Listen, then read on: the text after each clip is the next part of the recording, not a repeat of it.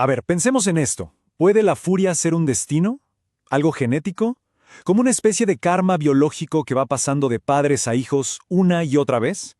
Bueno, hoy nos metemos de lleno en los temas centrales de la novela La ley de la ferocidad. Vamos a tratar de entender cómo una herencia de violencia puede llegar a definir a toda una familia a lo largo de 3 generaciones. Todo arranca con un objeto, una sola foto. Imaginen la escena, una familia congelada en un momento de luto. Ahí están el padre del narrador y sus 2 hermanos, rodeando a la abuela, todos con esas cintas negras de luto, con cara de susto.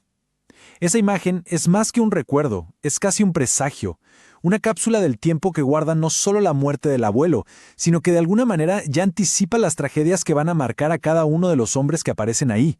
Es el punto de partida de un linaje, definido por la pérdida. Para entender esa herencia que está capturada en la foto, la novela nos lleva bien atrás, al origen de todo, al primer eslabón de la cadena. Y todo empieza con un solo error. Un error que da inicio a un legado de violencia que va a resonar por décadas. El abuelo, Nuncio, no se escapó de la pobreza como tantos inmigrantes. No, él huyó de la mafia. Lo acusaron de un asesinato que no cometió. Un crimen que en realidad había sido cosa de su primo. Ese error, esa confusión, lo obligó a dejar su tierra y toda su vida con apenas 18 años. Y es justo ahí, en ese detalle, en ese acto de violencia injusta, donde se siembra la primera semilla de la ferocidad en la familia. Y acá es donde la historia familiar se pone mucho más densa. El narrador no lo ve como una simple anécdota, para nada, lo ve como el mismísimo fundamento de su identidad. Es que se pregunta, ¿quién sería yo sin esa confusión mafiosa? Llega a sentir que su existencia entera es frágil, casi un accidente que nació de la violencia, como si tuviera un gen defectuoso que lo define desde antes de nacer. Bueno, avancemos a la siguiente generación, a ver cómo se manifiesta todo esto. Si la herencia del abuelo fue el exilio y la injusticia, en su hijo, o sea, el padre del narrador, todo eso se transforma en una rabia pura, incontenible. El padre era un hombre partido en 2. Para el mundo era una persona querida, un trabajador con un don en las manos que podía construir lo que fuera bajo su lema, si otro puede, yo también. Pero en casa la cosa era distinta. Era un hombre seco, de pocas palabras, un recipiente de furia que explotaba de la nada, un hombre quebrado por la muerte de su padre, de su madre y de su hermano. Y esta anécdota lo pinta de cuerpo entero.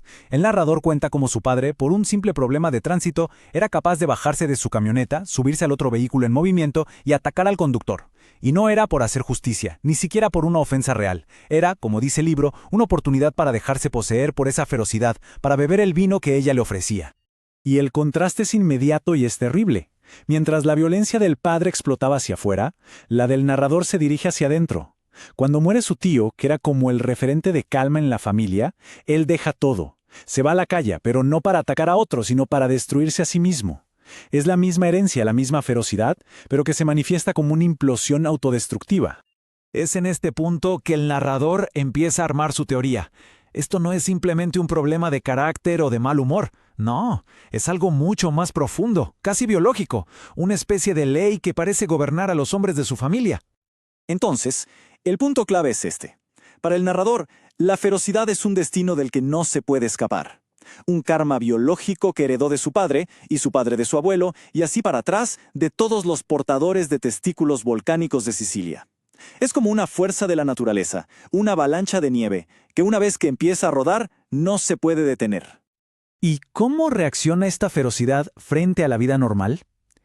Bueno, las expectativas de una vida estable, dejar los excesos, trabajar, ahorrar, tener una familia, se convierten en una jaula.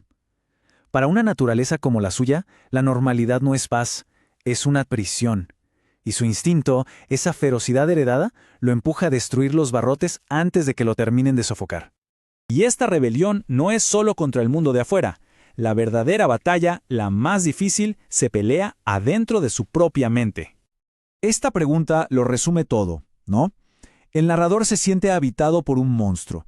Dice que tiene una radio encendida día y noche en la cabeza que solo le habla de guerra. Él intenta simular que está todo bien, ser un buen padre, un buen hijo, un buen esposo, pero el huracán que lleva adentro es demasiado fuerte y amenaza con arrasar con todo. Y entonces llega ese momento, el de la epifanía más aterradora, el instante en que se mira al espejo, quizá no literalmente, y ve el reflejo de su padre. Se da cuenta de que, por más que intentó ser diferente, la ley de la ferocidad también lo gobierna a él.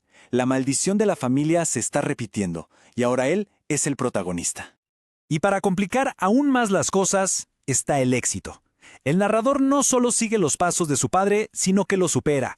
Llega a tener 150 empleados en su empresa, y uno de ellos es su propio padre. Esta inversión de roles, donde el hijo se convierte en el jefe del padre, le añade una capa tremenda de rivalidad y humillación a una relación que ya estaba cargadísima de conflicto. Al final, la novela no nos da una solución fácil. No hay una redención clara ni un cierre de cuento de hadas. Lo que nos queda es el conflicto en su estado más puro, una herida abierta que se va pasando de generación en generación. Y todo termina en esta pregunta. ¿Es posible romper con el legado? ¿Se puede simplemente rechazar y despreciar esa herencia violenta sin sentir el peso de la sangre? La pregunta queda ahí, flotando, y resume toda la lucha de la novela. La rabia contra el padre, el dolor de ser su hijo y la trágica imposibilidad de una ruptura limpia. Es una reflexión sobre si de verdad podemos escapar de aquello que nos dio origen.